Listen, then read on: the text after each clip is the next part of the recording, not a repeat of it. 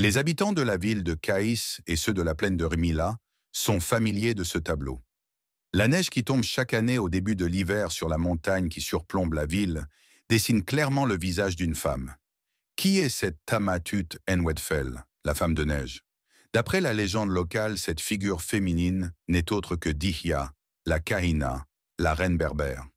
En 686, sur les bords d'Ixar Nini, Oued Nini, près de Meskiana, la reine berbère Dihya, qui a repris le flambeau de la lutte contre les Arabes après la mort d'Axel, Kocheila, harangue ses troupes. L'armée de Hassan ibn al-Nouman est de l'autre côté de la vallée.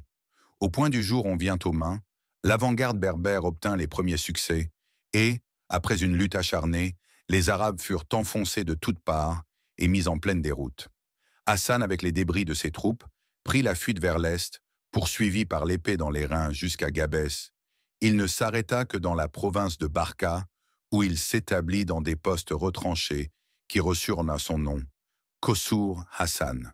En 702 à 703, Ibn al-Nouman recouvre ses forces, réclame et reçoit des renforts armés que le calife Abd al-Malik vient de lui envoyer et reprend l'offensive.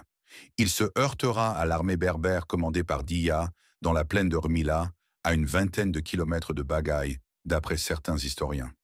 Après une résistance héroïque, l'armée aurésienne est vaincue.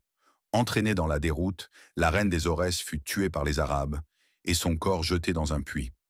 D'après la légende locale, le visage triste et mystérieux de la reine berbère s'est réincarné alors sur la montagne en face de la plaine qui a vu sa défaite. Et depuis ce jour, la figure de l'illustre reine n'a pas cessé de fixer cette plaine de Rmila de son regard impassible de glace.